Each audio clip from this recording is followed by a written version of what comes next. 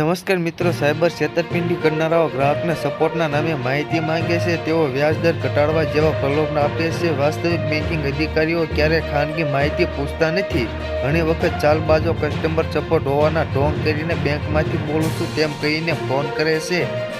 જ્યારે તમે ફોન ઉપાડો છો ત્યારે કોઈ છોકરો અથવા છોકરી તમારી સાથે ખૂબ જ નરમ અવાજમાં વાત કરે છે અને પછી તમને કહે છે કે તમે બેંકના કસ્ટમર રિલેશનશિપ ઓફિસર બોલું છું. એટલું જ નહીં, આ પછી તેઓ તમારા બેન્કિંગ ટ્રાન્ઝેક્શન અને તમારા ક્રેડિટ કાર્ડ હિસ્ટ્રી પણ પ્રશંસા કરે છે.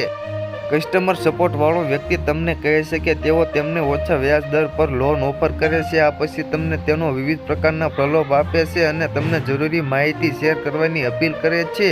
ક્યારે તમે બેન્કિંગ ઓફિસરનો નંબર પણ આવી શકે છે. એનો ઓળખવાની રીતે એ છે કે બેન્કિંગ અધિકારીઓ તમને તમારા ખાતા સંબંધિત માહિતી શેર કરવા માટે ક્યારેય કહેતા નથી.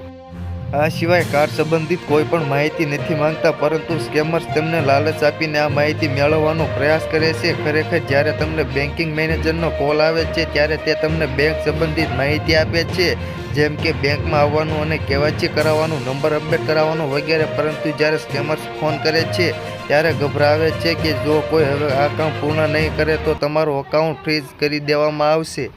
તો મિત્રો, હાલ માટે એટલું જ. ફ્રી મળીએ નવી અપડેટ અને નવા સમાચાર સાથે. તે પહેલાં ખાસ કરીને વિડીયોને લાઇક અને YT ગુજરાતી ન્યૂઝ યુટ્યુબ ચેનલને ખાસ કરીને સબસ્ક્રાઇબ કરવાનું ભૂલતા નહીં મિત્રો.